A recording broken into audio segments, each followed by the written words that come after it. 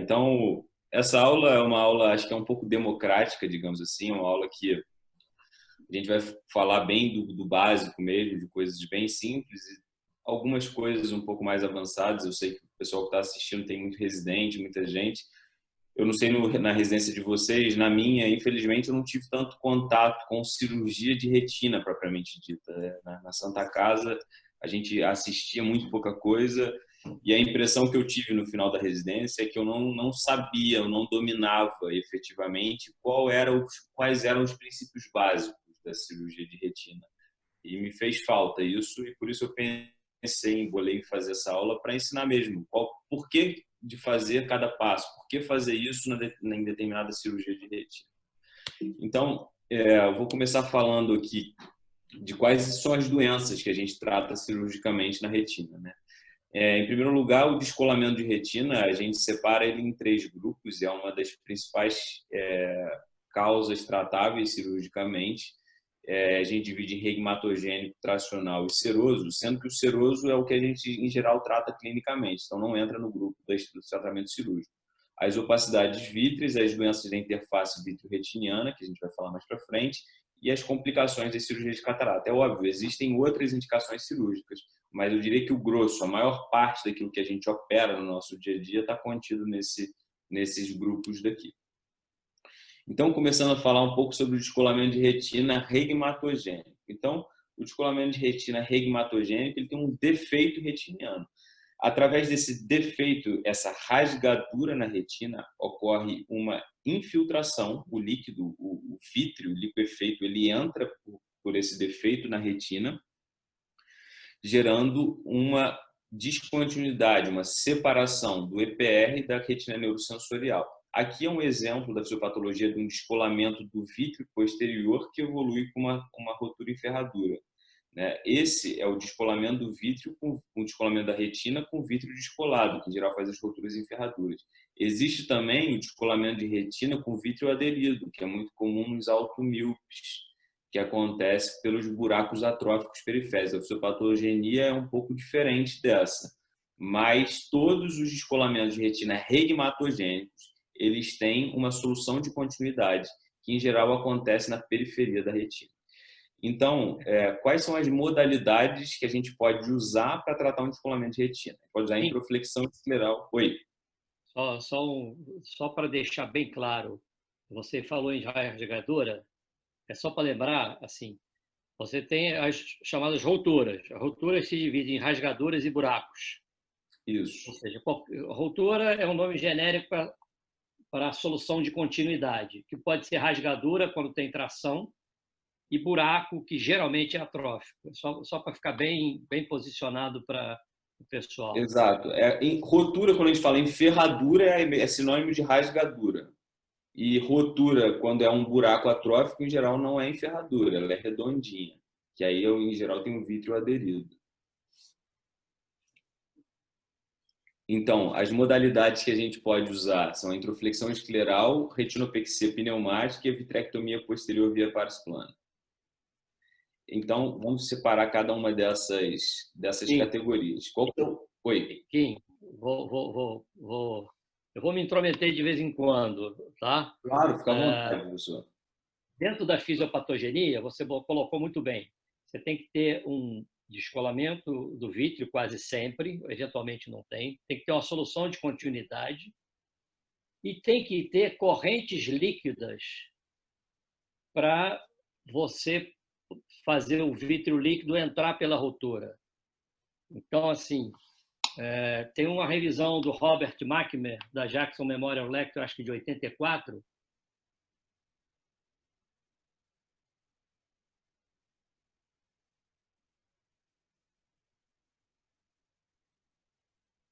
precisa de uma solução de contínuo líquido não, e precisa de ter movimentação do líquido. Por isso que antigamente, uma das maneiras de tratar o descolamento de retina era deixar a pessoa fechada, de olho fechado, deitado uma semana na cama, porque o descolamento sumia.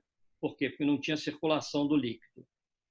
Então, esse conceito de movimentação de líquido hoje em dia quase não se dá importância e de alguma tração sobre a rotura para o líquido poder entrar são considerações que implicam no tratamento.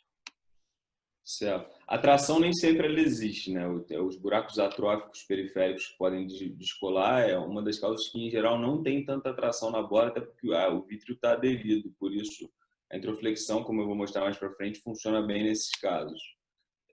Mas é bem verdade que, na maioria dos casos, há tração na margem da rotura retiniana. Então, em relação à introflexão escleral, os objetivos, né? O objetivo é tamponar a rotura de fora para dentro, ou seja, você empurra a esclera, por conseguinte, você empurra a coroide, que por sua vez vai tamponar de fora para dentro a solução de continuidade, ou seja, o rasgo, a rotura, o buraco que está gerando o descolamento de retina. Outra coisa que é o objetivo da cirurgia é criar uma adesão definitiva da retina com a coroide, que a gente chama de corioadesão. Isso pode ser criado basicamente com laser ou com a crioterapia. Por que tem que ser criado isso? Porque se um dia disposicionar a introflexão, a indentação daquele ponto, essa cicatriz gera uma impermeabilidade naquela região que impede a recorrência do descolamento de retina. E o outro objetivo, que nem sempre é feito, mas que muitas vezes é feito, é drenar o fluido subretiniano, aplicando a retina.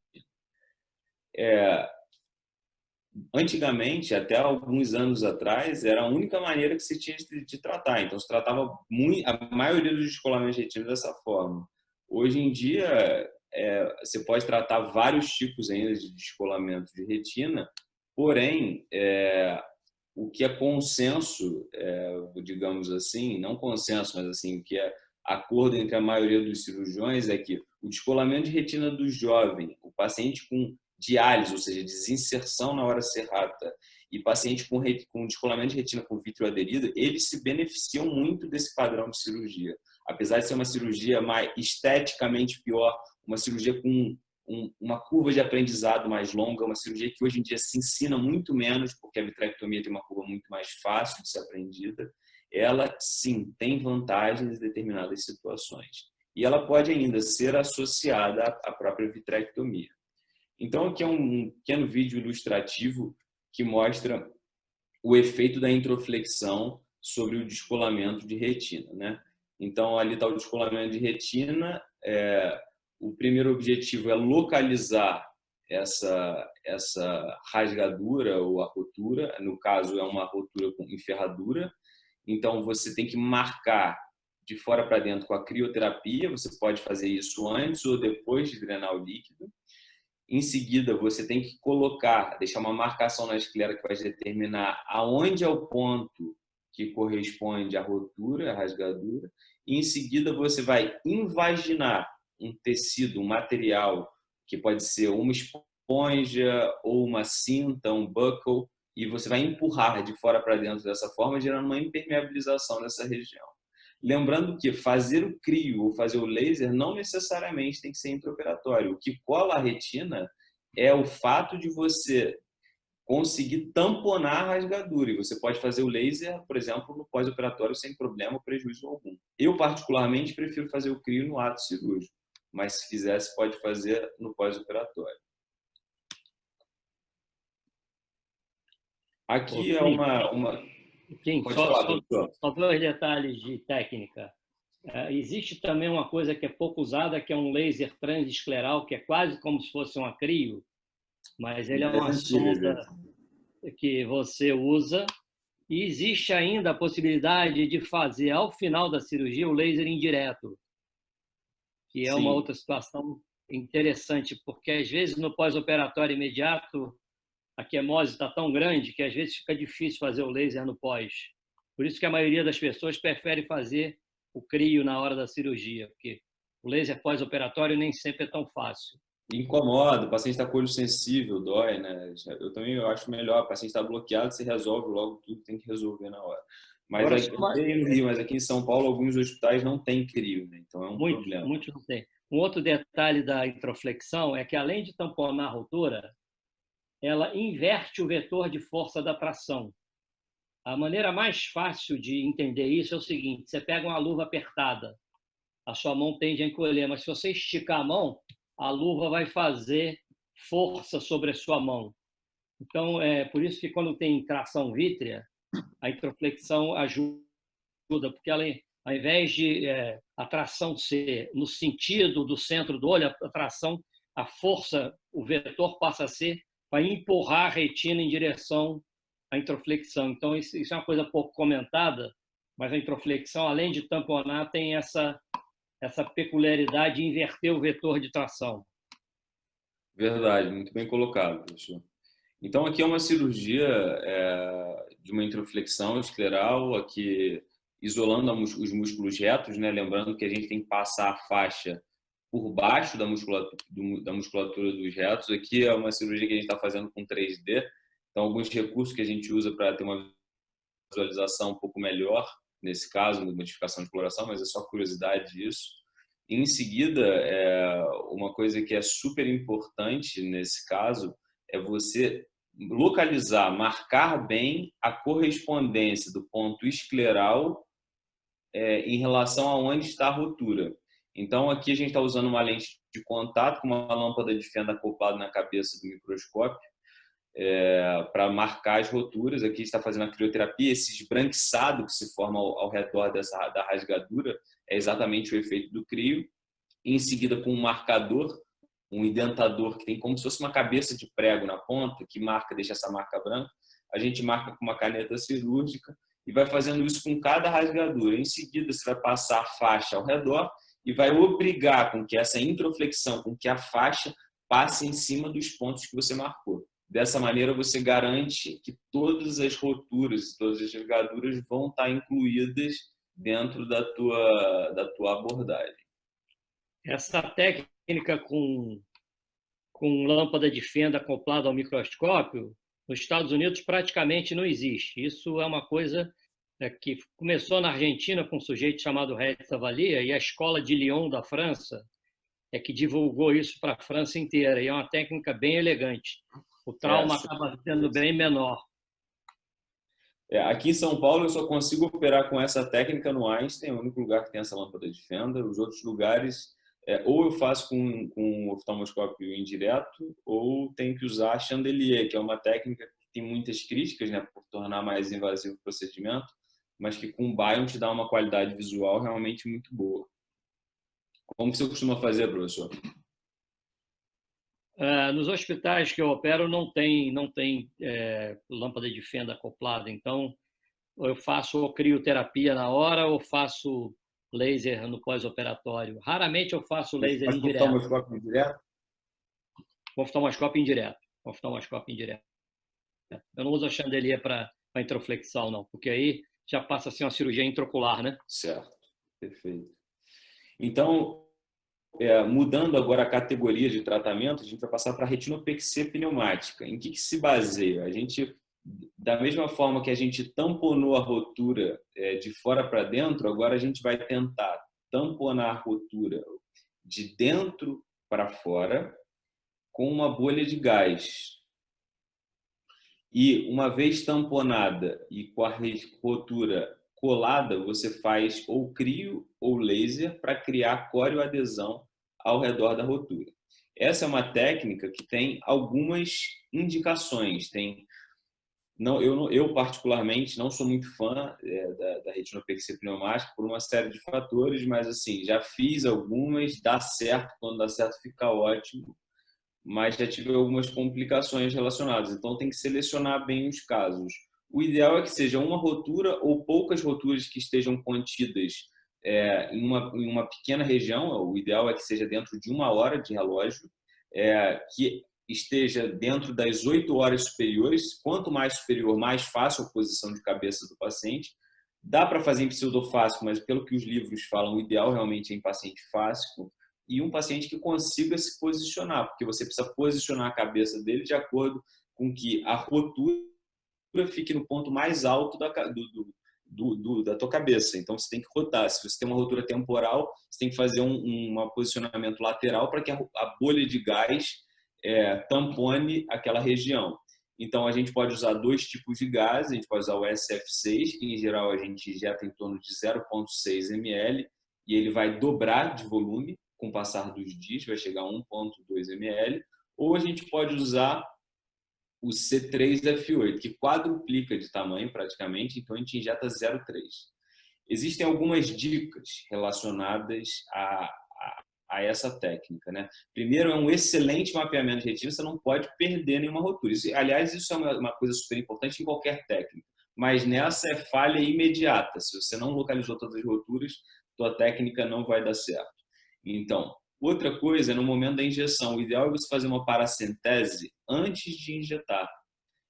Por quê? Porque se você injeta num olho muito tenso, primeiro que você pode fazer uma lesão no nervo óptico. Segundo, que quando você injeta sob pressão, você pode fazer o que a gente chama de fish egg, que são microbolhas que têm o risco de entrar inadvertidamente debaixo da retina pela rasgadura que você quer tratar. Ou seja, não tem como fazer uma iatrogenia pior, porque você vai botar um gás expansivo debaixo da retina.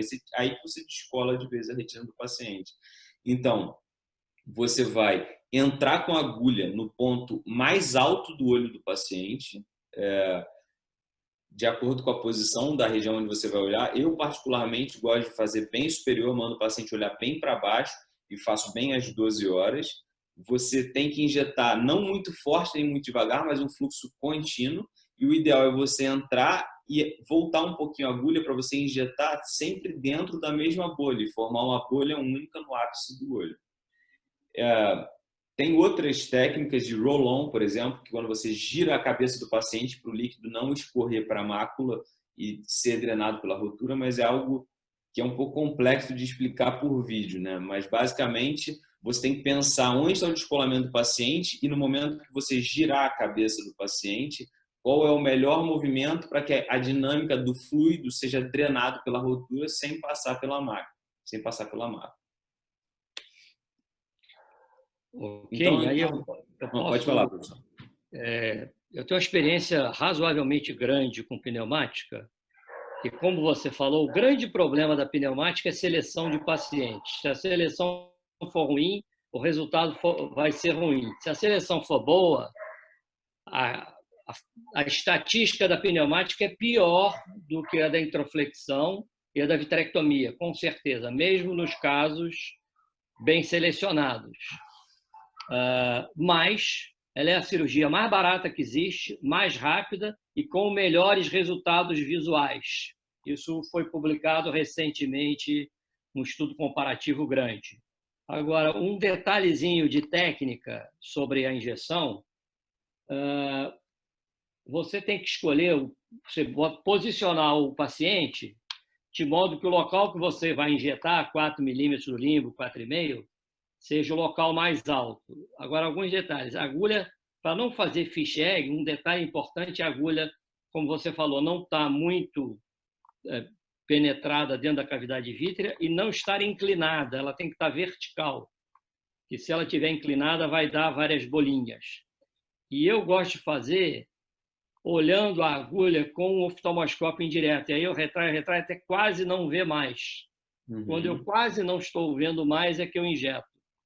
E eu gosto de fazer a paracentese antes também, porque principalmente se o paciente já tiver alguma lesão de nervo óptico, porque já foi medido, quando você não drena, a pressão vai a 80, 70 milímetros de mercúrio, e às vezes faz um edema de córnea imediato.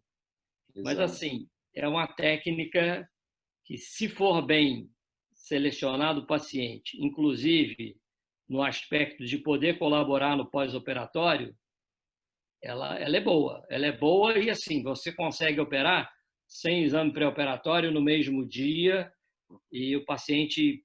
Eu gosto de deixar internado 24 horas porque na cama hospitalar é mais fácil fazer posição do que em casa.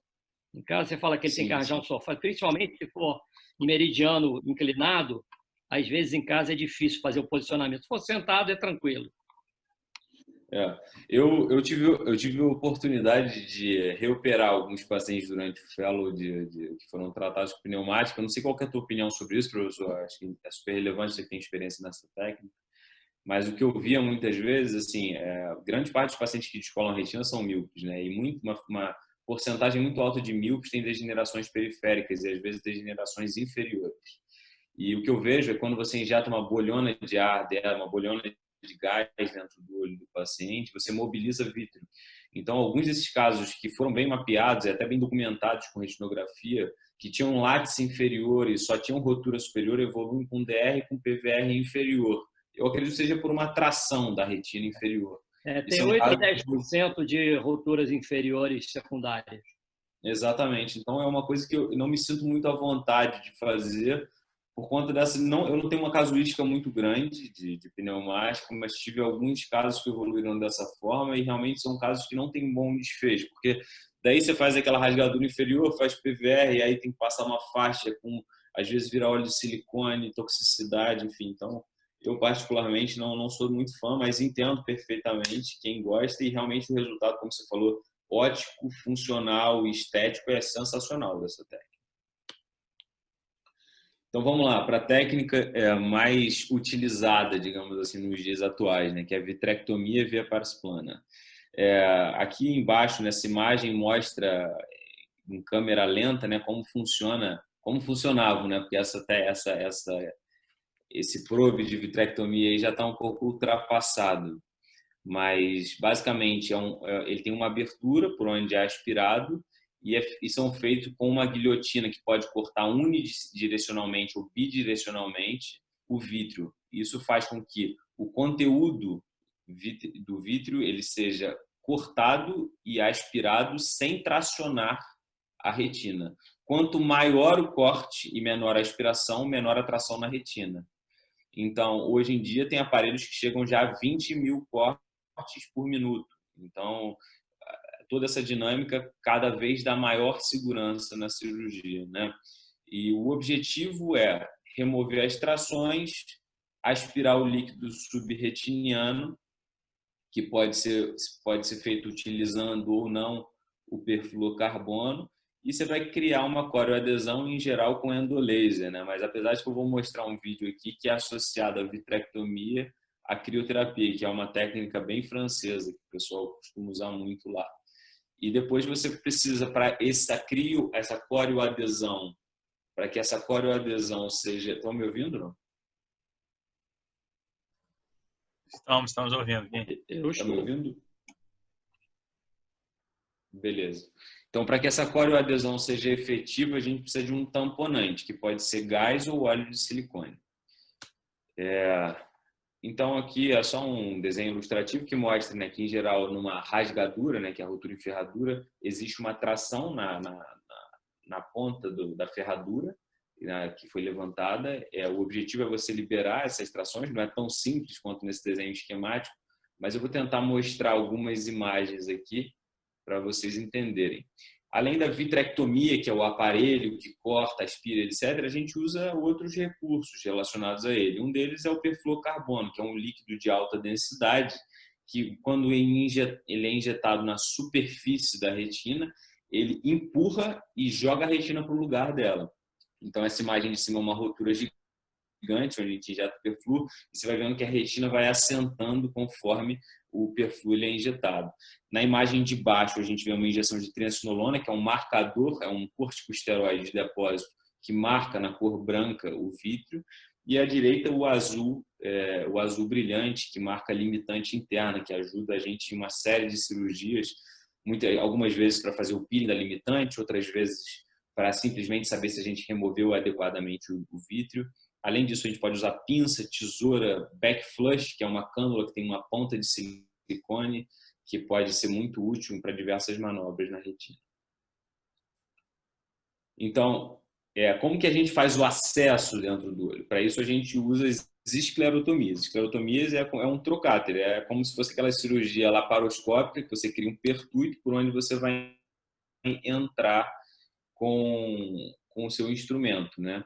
Então, aqui é a colocação dos trocáteres. Esse é um trocáter valvulado, né, de 23 Gauge, que é muito útil porque não fica refluindo o conteúdo, o BSS, né, de dentro do olho para fora o tempo todo. Fica tamponado, o olho fica hermético, fica fechado completamente durante a cirurgia.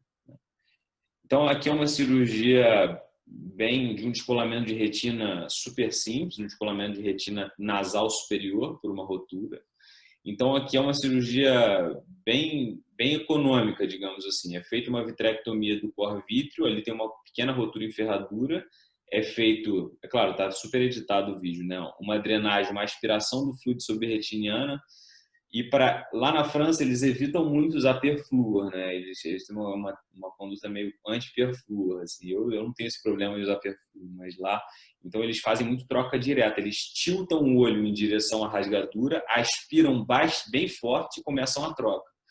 E dessa maneira, eles conseguem aspirar praticamente todo o fluido subretiniano. Claro, sempre sobra um pouquinho. Eles posicionam bem a cabeça no pós-operatório. Você vê que nesse caso nem chegou a escorrer para a mácula.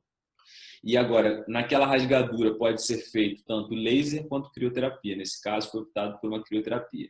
E aqui um detalhe em relação à crioterapia na vitrectomia, que é algo que é muito criticado no Brasil e nos Estados Unidos. A teoria que é dita na França é de que, como o ar ele tem uma tensão superficial muito alta, a dispersão pigmentar, que seria PVR-ogênica, ou seja, que induziria o PVR quando você faz crioterapia no intraoperatório de vitrectomia, diminui porque o pigmento ele fica restrito à região da rasgadura.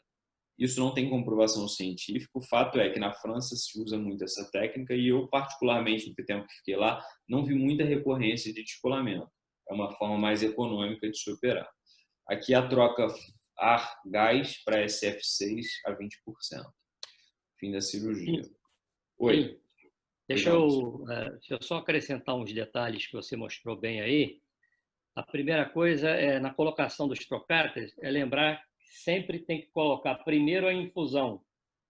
A infusão é o primeiro a ser colocado sempre.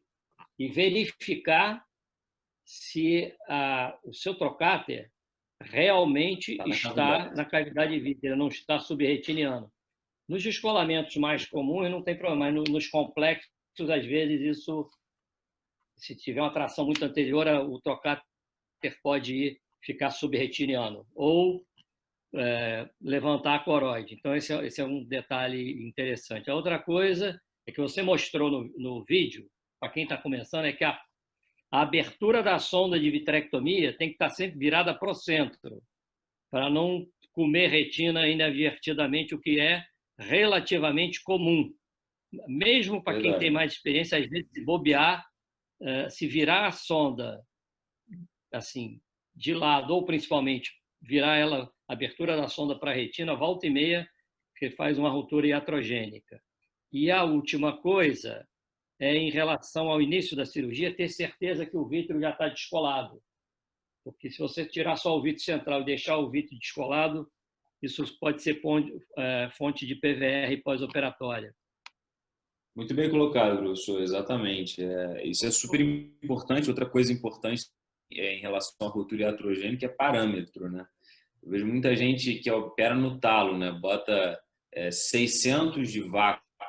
Às vezes, no Constellation, por exemplo, o aparelho fica super agressivo. As pessoas falam, mas eu doso no pé. Cara, efetivamente não é necessário que, a menos que você esteja comendo um cristalino ou algo do tipo, que você use 600 de vácuo. Se você usar 450, 500 no máximo. Você não precisa mais do que isso para fazer uma cirurgia efetiva. Eu estou falando em 23 Gauss, em 25, 500 a 550, em geral, costuma ser suficiente. Mas ajustar os parâmetros realmente é super importante. O descolamento do vítreo posterior é fundamental. Eu vou mostrar mais para frente um vídeo que ilustra o descolamento do vítreo posterior. Usar marcadores quando necessário. Eu, particularmente, em cirurgia de descolamento, eu uso em 100% dos casos de triancinolona, porque eu acho que é fundamental você ver o remanescente. O que fica de aloide é o que serve de substrato para a formação do PVR, na minha opinião. Então, deixar hialoide residual, ou seja, não descolar completamente o vítreo posterior, é aumentar de forma muito significativa a chance de recorrência de descolamento de retina. A última coisa, você falou sobre o crio. O crio, ele teoricamente dispersa muito quando você faz além de fazer depois de ter trocado ar, quando você faz com oftalmoscópio indireto, é tudo muito mais grosseiro. Quando você faz sob microscopia, você vê muito antes, quando está começando a crise, você não precisa fazer um sorvete, não precisa congelar a retina e o vítreo. Então, você faz uma crio muito mais delicada também. Além de ter o fator do ar tamponando, a crio que você faz sob microscopia ela é muito mais delicada do que a crio feita sob oftalmoscopia. Verdade.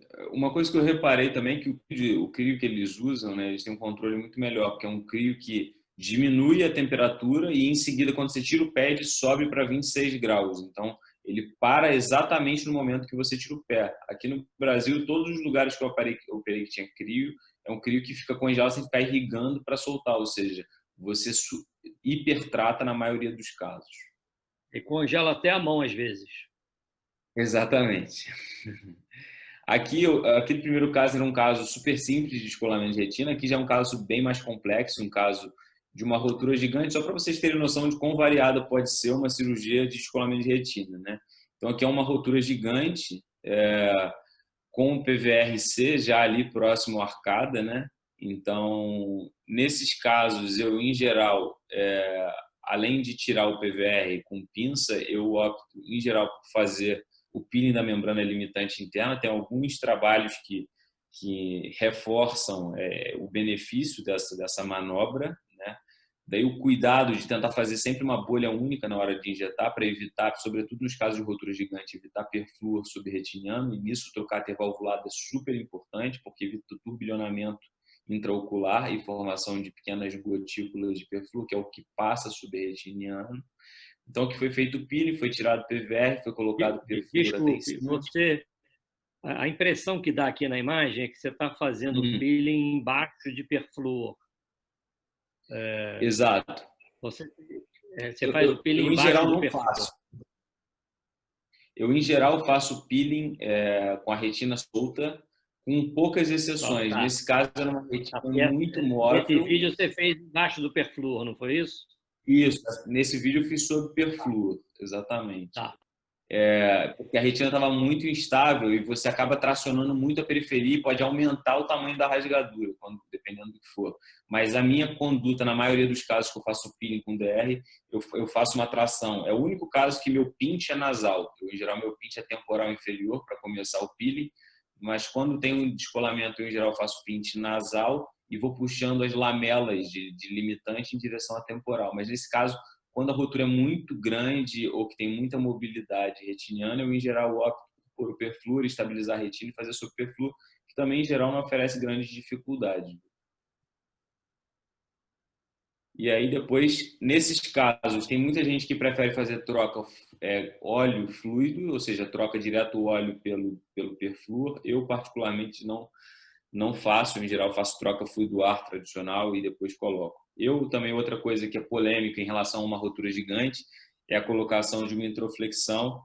É super polêmico, já vi discussões enormes sobre isso. Eu tenho uma opinião de que a introflexão, nesse caso, pode favorecer o slippage da borda da retina.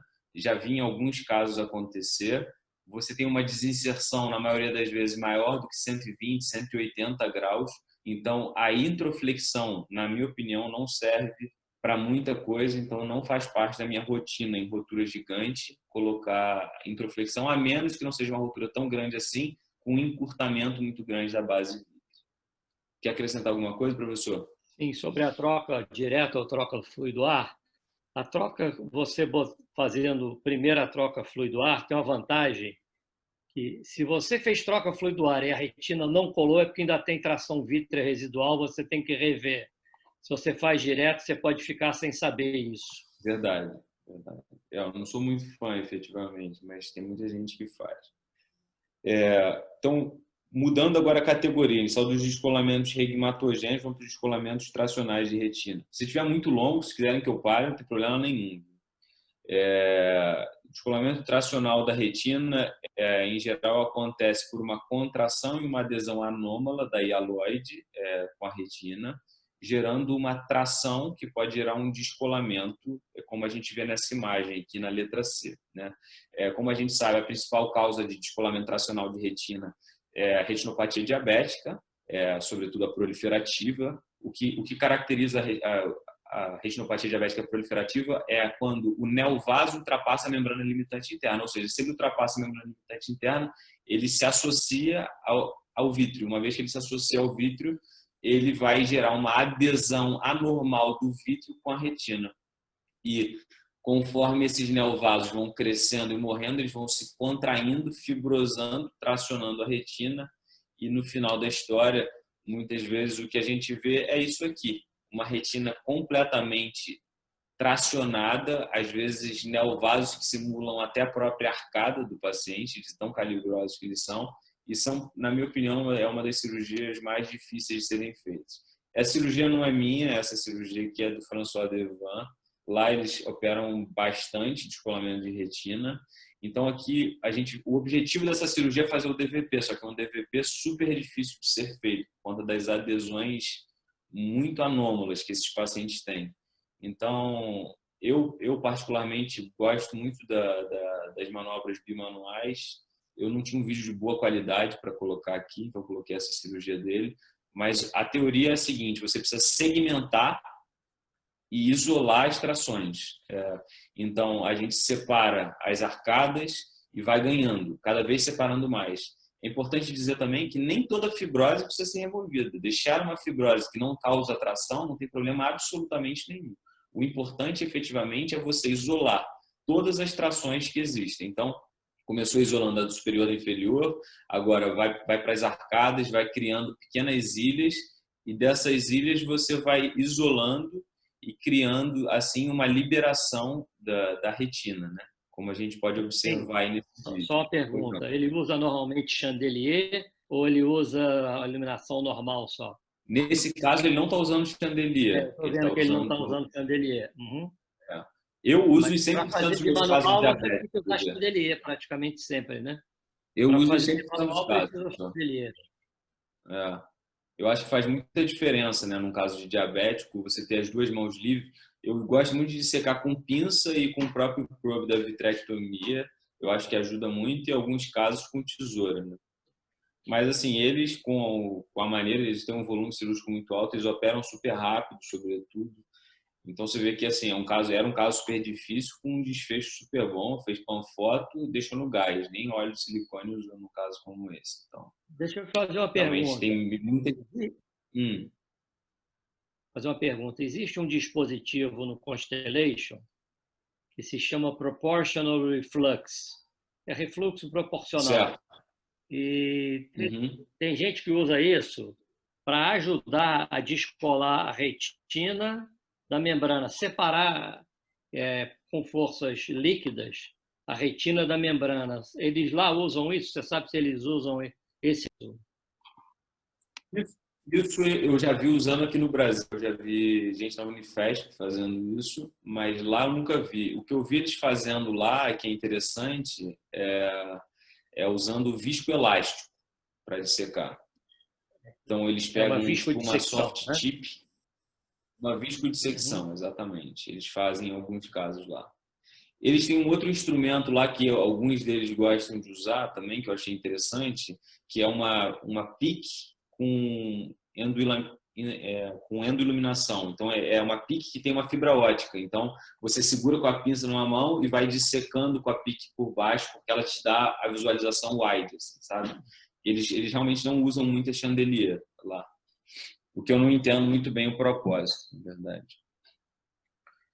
Então, em relação, mudando um pouco o assunto, mas que ainda está meio dentro do assunto diabetes, tração, etc., as opacidades vítreas, entre eles o hemovítrio também, diabetes é uma das causas, oclusões, enfim, vitreite infecciosa, aquelas vitreites da toxoplasmose, que às vezes ficam por muito tempo. Então, o vítreo, que tem a propriedade de ser transparente, ele perde a transparência dele e ele se torna opaco. E como a luz não entra, o paciente não enxerga, então é um caso que tem indicação cirúrgica. Esse aqui é um caso de uma hemorragia vítrea de um diabético que eu operei aqui em São Paulo.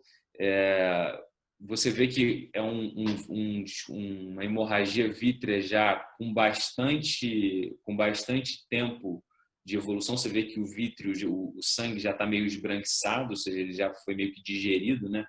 E a gente vê que quando limpar esse sangue central, a gente vai ver que ela tem uma grande hemorragia subaloideia.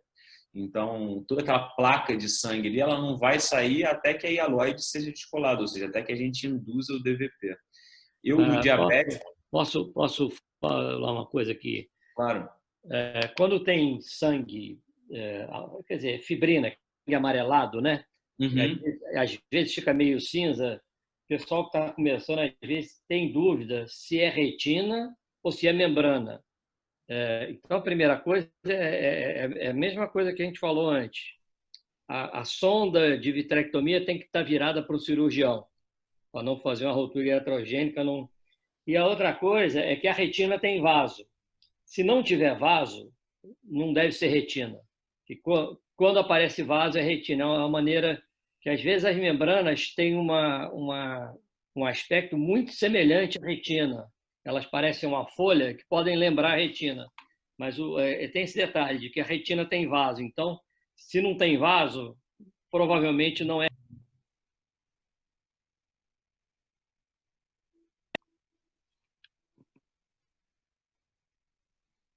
Alô, estão me ouvindo ou não? Agora estou. Perfeito. Então, ótimas colocações, professor. E é bom sempre começar comendo em cima, né? Principalmente paciente pseudofáceo, se não tem preocupação com cristalino, você começa bem atrás da lente e isso te dá muito mais tranquilidade ali no centro, ganhando espaço devagar. Sempre direcionar bem a tua iluminação para a ponta do teu probe também é uma dica que pode te ajudar. Então, eu costumo segmentar, em geral, como 360 para dissociar o vítreo periférico do vítreo central. E aqui eu vou induzir a manobra de descolamento do vítreo posterior, né? Então, aqui, ó, vou dar um pause aqui para mostrar para vocês.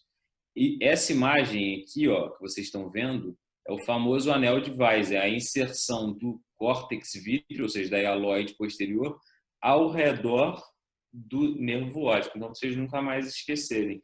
Aqui está demarcado de sangue, é muito fácil de ver, mas num paciente que não tem hemovítrio, você vai ver simplesmente uma imagem arredondadinha no centro da cavidade vítrea. Então, quando vocês verem isso na maioria dos casos é sinônimo de descolamento do vítreo posterior, ou seja, o paciente já teve um DVP. É claro, tem aloidosquise, tem casos que tem anel de Weiss e ainda tem algum vítreo aderido, é verdade, mas de uma maneira geral a gente pode dizer que quando você localiza o anel de Weiss, está diante de um paciente com descolamento do vítreo posterior. Então aqui a gente descola a hialoide posterior e quando você começa a comer essa hialoide, você vai ver que a cavidade, esse sangue é uma cavidade vítrea. Oi? Não, só porque tem uma pergunta aqui do Rodrigo. Pode falar, professor, estou te ouvindo. Não, é Nelson que está falando. Tudo bem? Tem uma pergunta do Rodrigo perguntando se pode aspirar antes de cortar. Tem uma pergunta do Rodrigo perguntando se pode aspirar antes de cortar para avaliar se é membrana ou retina.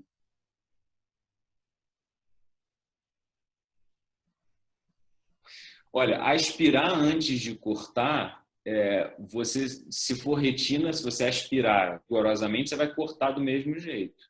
E em se tratando de vítreo, você aspirar sem cortar, você traciona muito mais, né? Então, o ideal é você se aproximar, você iluminar bem, otimizar a tua visualização para evitar que isso aconteça. Iluminar bem e examinar bem antes de cortar ou aspirar. Eu não acho que aspirar te ajude muito em relação a não cortar, não, nesse caso. Ok. Pode continuar à vontade aí em relação ao tempo. Tá tudo certo. Então, aqui a gente descolou a hialoide. Aqui a gente vê que tem um remanescente de adesão da hialoide. Aí a dica que fica é o seguinte, você viu um ponto desse de adesão aqui, ó, como esse aqui, se você aspirar sem cortar, você vai criar uma rasgadura aqui. Então é melhor você isolar, criar uma ilha aqui. Nesse caso eu injetei um pouco de triamcinolona, porque diabética é uma das principais doenças que causam uma esquise da hialoide, ou seja, você acha que você tirou a hialoide inteira, mas a hialoide permanece, então eu coloquei triamcinolona para ver se não curava nada. Aqui estou com uma chandelier e fazendo autoidentação, eu vou tirando bem esse vítreo periférico. Por que é importante tirar o vítreo periférico no diabético? Porque é ali que forma a neovascularização que vai criar os sangramentos recorrentes no diabético. Então, remover bem esse vítreo periférico é super importante. Nesse caso, a hemostasia ficou boa, fiz uma panfoto bem completa. Era uma paciente com diabetes super mal controlado e deixei no ar. Não coloquei nenhum tamponante, porque não tinha rasgadura. Em uma semana, essa paciente fica com boa visão, dependendo do edema macular, é claro. Quer fazer alguma colocação, professor? Não, tá bem. A única coisa em diabetes, tem uma coisa interessante. Tem 3 situações em que você mantém uma neovascularização. Quando tem área isquêmica, quando tem inflamação causa neovaso também. A gente vê, por exemplo, a córnea inflamada faz neovaso.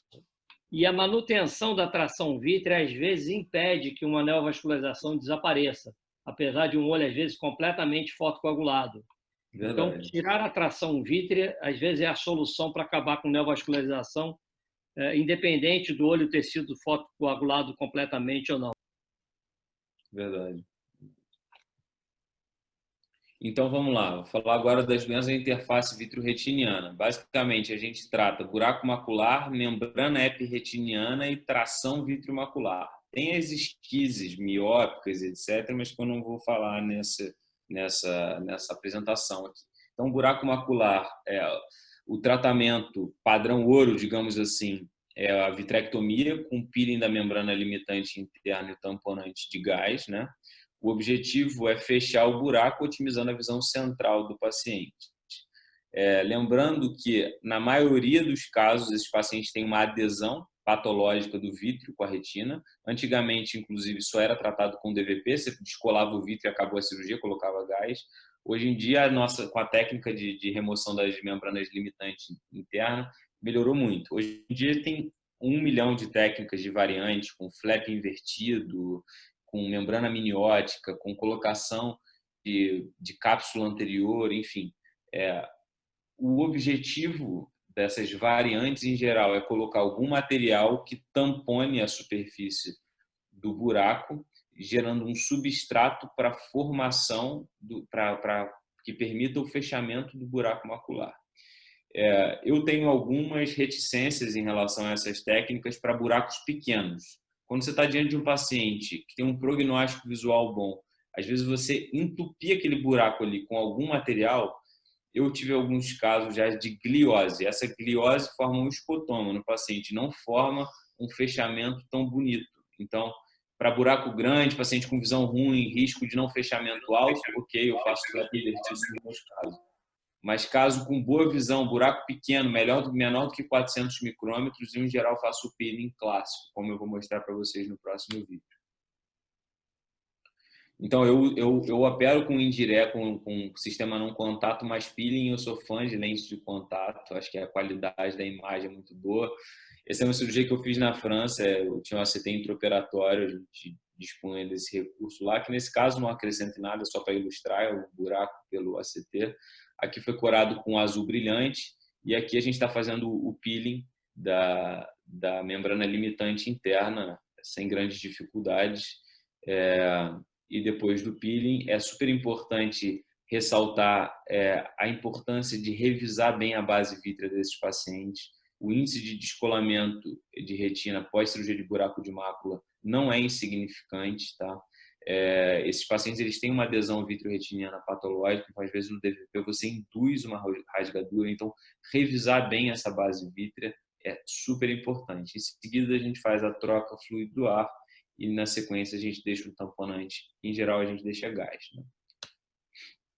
A membrana epirretiniana se trata de uma proliferação na superfície retiniana com um componente glial que gera um enrugamento da superfície retiniana e esse enrugamento pode gerar um espessamento e uma baixa da acuidade visual do paciente. O objetivo é remover a membrana, basicamente, e foi visto nos últimos trabalhos que remover a limitante interna diminui a recorrência da membrana epirretiniana e por isso, em geral, a gente faz esses 2 passos cirúrgicos. Aqui é uma membrana epirretiniana bem espessa.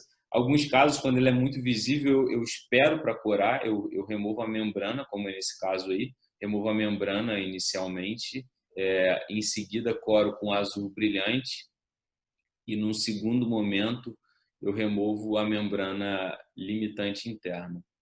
Lembrando uma dica importante, quem está começando, com lente de contato, a qualidade da imagem é absolutamente boa. Só que o campo de visão é muito restrito. Então, cuidado quando forem entrar com os instrumentos.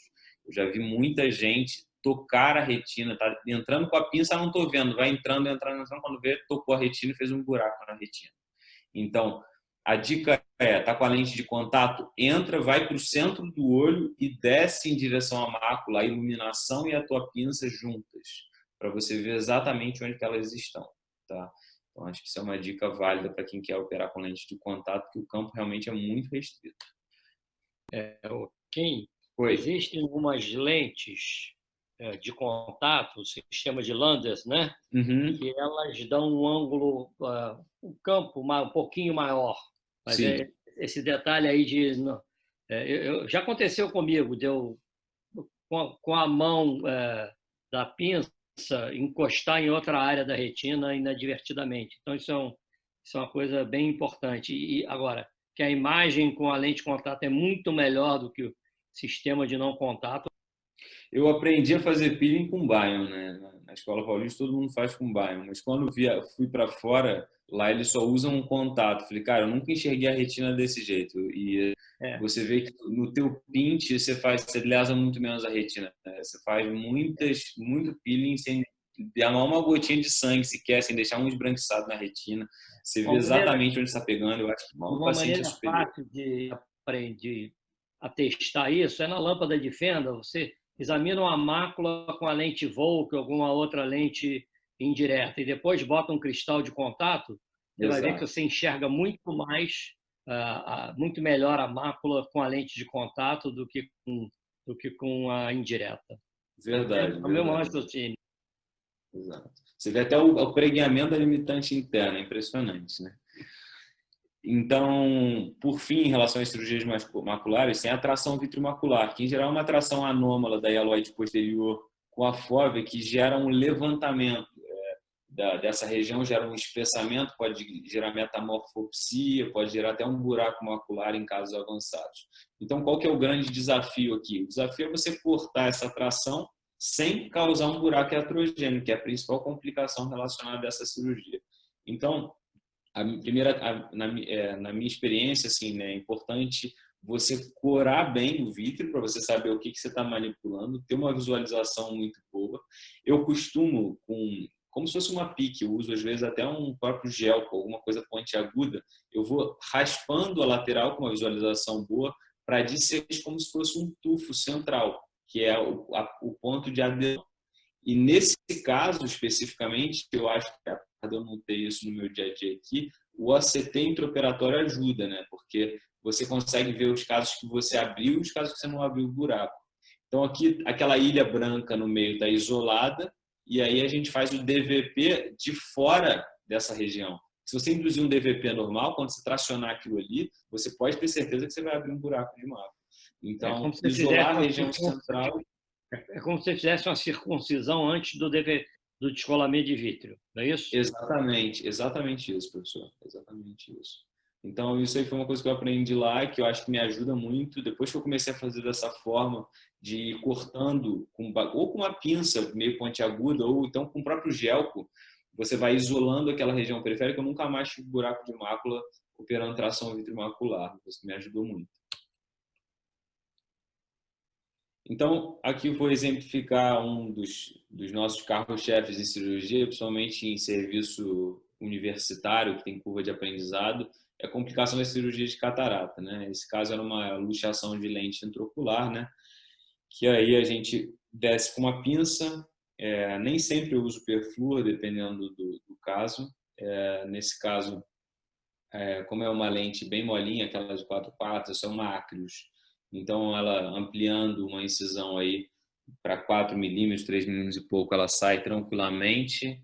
Aí a gente está colocando uma Artisan retroiriana. Então, você posiciona ela, entra com essa pinça, que é uma pinça que é feita para isso, né? Que ela tem 2 apoios traseiros, e você clipa a lente atrás da íris. É uma das técnicas que eu mais gosto de fazer. Tem algumas controvérsias em relação ao edema macular cistoide, etc., como toda fixação iriana, mas na prática o resultado estético, funcional e biométrico é muito bom, muito bom. que é uma técnica super rápida, uma cirurgia que não dura nem meia hora, 40 minutos de cirurgia. E, por fim, deixa eu ver, acho que tem mais um slide aqui. Vou mostrar um pouco de novas tecnologias. Vocês já viram algumas coisas relacionadas. Esse era o centro cirúrgico de lá. Então, aqui era um Constellation, o 3D, né? O Ingenuity. Aqui é um Lumera 700, que tem um OCT intraoperatório integrado. E aqui eu vou mostrar um caso que junta todas essas funções, né? É um buraco de mácula no alto míope, e esse aqui é um trabalho que eu desenvolvi junto com o François, que para otimizar. O François é referência em cirurgia de alto míope, e você vê que esses fundos hipopigmentados, você tem realmente uma dificuldade muito grande na visualização, às vezes, do flap da limitante interna, que torna o peeling realmente um desafio grande. Então, a gente foi observando que, alterando o contraste, etc., a gente criou esse filtro black and white, e nesse filtro preto e branco aí a gente consegue otimizar muito o contraste da membrana limitante interna, melhorando a visualização no peeling desses pacientes com fundo miópico. Eu tenho algumas cirurgias gravadas com esse filtro. Oi? Kim, fazer uma pergunta. Às vezes, esses olhos com mais de 29, 30 milímetros, a pinça não chega lá atrás. Vocês tinham pinças especiais para alta miopia ou vocês usavam as pinças normais? Então, aí tem algumas dicas para isso. A gente tinha pinças de alto míope, a pinça da Dork, né, que é feita para alto míope. A própria Grish Rubber, que é que a Alcon fornece as pinças, tem uma que é um pouquinho mais longa, que ela não tem aquele enrijecedor da pinça, que faz com que vá mais profundo. Lembrando que esses altíssimos míopes, eles têm uma pares plana super larga, então, em geral, eu não faço esclerotomia em paciente altíssimo míope a menos do que 4, 4,5, às vezes eu faço até 5 graus a esclerotomia nesses pacientes, porque a pares plana dá e sobra, é realmente muito longa nesses casos e eu ganho comprimento. Eu, particularmente, gosto mais dessas pinças de single use, então eu, em geral, tentava sempre usar essa pinça, mas quando não dava, daí a gente partia para a pinça da Alcon tradicional mesmo. Um único detalhe em relação a essa questão do black and white é que você tem que tomar cuidado. O primeiro sinal que você observa quando você toca a retina de um paciente é o esbranquiçamento da retina. E com esse tipo de visualização, você perde por completo esse parâmetro. Então, começar o peeling com essa técnica é péssimo. A gente fez algumas iatrogenias na curva de aprendizado relacionadas a isso. Então, é bom levantar o flap, uma vez que o flap está dobrado, você bota para o preto e branco, que o negócio vai melhor. Tá? Eu acho que era isso que eu tinha para dividir. Eu vou deixar aberto aí para tirar dúvida, discutir. Professor, fica à vontade aí para você. Eu acho que foi bem abrangente. Se alguém tiver uma dúvida, eu vou só voltar aqui fundamentos de descolamento de retina, para quem está começando, que as 3 técnicas que o Kim mostrou, a introflexão, a pneumática e a vitrectomia, tem um ponto em comum. Você tem que achar as roturas e tratar as roturas todas. Então, esse é o primeiro ponto que é em comum. Se você não achar as roturas todas e não tratar as roturas todas, você vai ter recidiva do descolamento por uma rotura que não passou. E na introflexão e na vitrectomia, além de tratar as roturas, você alivia a tração vítrea. Na pneumática, você não alivia. É por isso que a pneumática funciona menos do que as outras. Se alguém tiver alguma pergunta para o Kim, acho que está na hora de, aí no bate-papo, alguém fazer alguma pergunta. Mas foi bem abrangente, foi bom. Então, parabéns. Obrigado. Kim, parabéns aí pela aula. Tem 2 perguntas aqui para você. Pode falar as duas? Fala aí, cara. A primeira pergunta é do Rafael. Está perguntando quando se aplica anti-VEGF no final de uma cirurgia do diabetes. Em qual momento é melhor? Antes da infusão do gás ou depois? Certo. Qual que é a outra? Quer que eu responda logo essa? É melhor. Pode responder essa primeiro. Pode. Não, então assim, indicação de anti-VEGF, né? É muito mais comum a gente, na prática, indicar o anti-VEGF no pré-operatório. Em relação ao pré-operatório, isso diminui a chance de hemorragia no intraoperatório. Eu, em geral, faço entre 3 a 5 dias antes, tá? Isso é uma coisa, mas não tem a ver com a tua pergunta. No intraoperatório, no pós-cirúrgico, eu, em geral, é a última coisa que eu faço, é injetar, porque não tem problema você injetar o anti-VEGF depois de estar com gás, por exemplo, dentro do olho do paciente. O que, por sua vez, já é um pouco mais complicado com corticosteroide e com Ozurdex. Inclusive, tem algumas dicas para a injeção de Ozurdex, que é uma coisa que eu, particularmente, associo muito à cirurgia do diabetes. Principalmente quando vou fazer peeling diabético, eu ponho Ozurdex no intraoperatório. Então, e assim, sempre que dá para pôr, né, a gente sofre muito com as burocracias, né, de convênio, liberação e etc. Se é para injetar pré ou intraoperatório, eu, em geral, prefiro injetar pré-operatório. Você consegue injetar 3 dias antes no dia da cirurgia, em geral. Mas num serviço universitário, como, por exemplo, na Unifesp, casos que eu considero que tem um risco aumentado de glaucoma neovascular, paciente com isquemia muito importante, com chance de recidiva de sangramento, eu, em geral, coloco. Se tiver uma vastinha ali no centro cirúrgico, eu faço em 100% dos casos. E quando eu vejo que é um paciente com oclusão, que tem esses riscos também muito relacionados à isquemia, etc., às vezes eu faço até 15 dias depois da cirurgia também uma aplicação de anti-VEGF. Ok. Você falou, eu acho importante, quer dizer, quando a gente injeta antes, sei lá, 3 dias, 5 dias, uma semana, varia, cada um tem lá a sua... Tem que ser um período aí, em geral, de 5 a 15 dias antes da cirurgia. Tem a grande vantagem de sangrar muito menos. A cirurgia fica muito mais tranquila, muito mais fácil. Então, assim, se tiver a possibilidade de injetar antes, é melhor. É claro que tem aqueles casos raros em que você pode piorar a tração vítrea e se tornar inoperável, mas isso em diabéticos jovens com muita fibrose, são casos excepcionais, mas como regra, injetar antes vai facilitar muito a cirurgia. Verdade. E vai melhorar os resultados. Tem um contraponto nisso aí, professor. Não sei se você concorda ou não. Eu estava discutindo com alguns amigos outro dia sobre isso, que é assim, entra no flow, né? Vamos injetar antes que melhora. Mas tem uma coisa que eu acho que com certeza já deve ter reparado. Você vê o paciente numa semana, você injeta ele, na semana seguinte você vai operar. Quando você entra no olho do doente, é outro olho, completamente diferente. O que você via antes, você não vê mais. E uma coisa que a gente tem reparado é que quando você atrofia, né, você fecha essa neovascularização, você ao mesmo tempo induz uma contração. Então, eu tenho a impressão que os planos eles ficam um pouco mais difíceis de serem distinguidos. Então, existe uma contração, as placas, às vezes, a dissecção é um pouco mais difícil, apesar da cirurgia ser mais fácil, pelo menor sangramento. E eu faço sempre que posso. E tem outro detalhe, isso foi mostrado pelo aquele grupo PACORES, né, que você tinha um percentual de pacientes em que a fibrose ficava mais acentuada e até aumentava o descolamento tracional. A outra coisa é que você nunca tem certeza absoluta, principalmente no serviço público, de vai conseguir operar o paciente. Exato. Pode faltar anestesista, pode faltar material. Então, assim, é um risco calculado, mas, como regra geral, facilita muito a cirurgia. Sem dúvida. Manda outra aí, Nelson. Tem mais 2 perguntas. A próxima é se nas roturas inferiores do pseudofáscico você associa a faixa 240. Pergunta do Antônio. Cara, eu sou muito fã de faixa, viu? Eu, em geral, cara, a rotura do pseudofáscico inferior eu não costumo entrar para perder.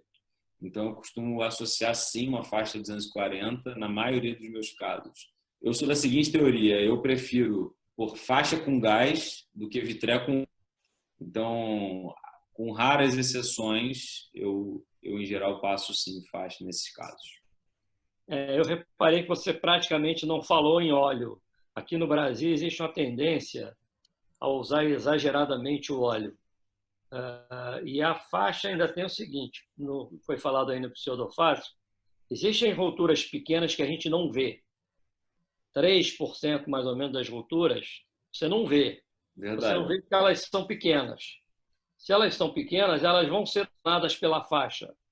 Então, a faixa, e se ficar alguma tração vítrea residual, a faixa se contrapõe a essa tração. A faixa dá trabalho, mas assim, eu nunca me arrependi de botar uma faixa, mas já me arrependi várias vezes de não botar. Exato. Você dorme tranquilo, né, professor? Você dorme tranquilo. O paciente dorme com dor, mas eu durmo tranquilo. Tá certo. Fala a Então, próxima aí, Nelson. a última está perguntando qual a pinça você acha melhor para fazer peeling. Então, ó, eu aprendi a fazer peeling com a pinça ILM, né, da Grass Rubber, que é aquela que é pontinha com pontinha. É a 44, né, o número dela. É a ECA, eu aprendi a fazer com ela. Quando eu fui para lá, eles nem têm essa no centro cirúrgico, então eu tive que aprender a fazer com outra, que é aquelas que estão no vídeo, na maioria dos vídeos aí, que é a 43, que é como end grasping, que ela é um pouquinho plataformada e um pouco assimétrica, então ela é reta em cima e um pouco ovalada embaixo. No começo eu estranhei um pouco, principalmente para fazer o pint, mas é verdade que ela é bem delicada. Depois que você levanta o flap, para você achar o bom plano sem fazer lesão iatrogênica da retina. Então, para mim, tanto faz qualquer uma das duas. Na prática, no Brasil, a maioria dos centros cirúrgicos tem a que eu uso com maior frequência.